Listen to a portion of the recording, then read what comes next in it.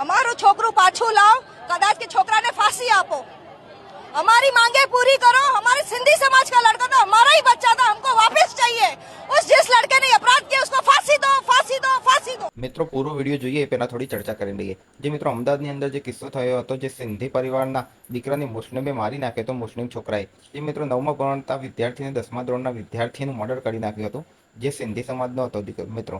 તો અત્યારે ઘણા લોકો સાથે રોડ ઉપર ઉતરી ગયા છે કે અમારા દીકરાને ન્યાય આપો। જે સિંધી સમાજ છે તે પૂરો સિંધી સમાજ અત્યારે ન્યાય માટે લડી રહ્યો છે। જે મિત્રો કહે છે કે અમારો દીકરો પાછો આપો, ક્યાં તો એ છોકરાને તમે ફાંસી આપો, આવી સરકાર જોડે માગણી કરી રહ્યા છીએ। તો આપણે આખો વિડીયો જોઈએ પછી આગળ વાત કરીએ। ન્યાય આપવું છે અમારે, છોકરા સામે છોકરો અમને જોઈએ છે, કારણ કે અમારે નહીં ચાલે। અમારા સિંધી સમાજનો છોકરો ગયો, સિંધી સમાજનો છોકરો ગયો છે, નહીં ચાલે, નહીં ચાલે। ન્યાય જોઈએ, નયનને ન્યાય જોઈએ, ન્યાય વગર નહીં ચાલે। અમારા સમાજનો છોકરો ગયો છે, ના ચાલે બેન, બિલકુલ ના ચાલે। 7 ડે હાય એ છોકરાને ફાંસી આપો, એવું તો નહીં ચાલે કે છોકરો ચાલશે। નાનો છે, અમારો છોકરો પણ નાનો જ હતો, એ છોકરો નાનો છે, નહીં ચાલે। અમારો છોકરો પણ નાનો જ હતો।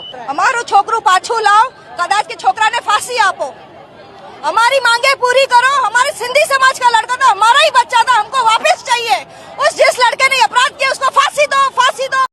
મિત્રો અત્યારે આખો જે સિંધી સમાજ છે તે રોડ ઉપર ઉતરી ગયો છે ન્યાય માટે। જે મિત્રો નયન નામના જે છોકરો હતો જેનું મર્ડર થઈ ગયું, એના ન્યાય માટે પૂરો સિંધી સમાજ અત્યારે રોડ ઉપર ઉતરી ગયો છે। તો મિત્રો સરકાર જોડે આ ન્યાય માગી રહ્યા છે।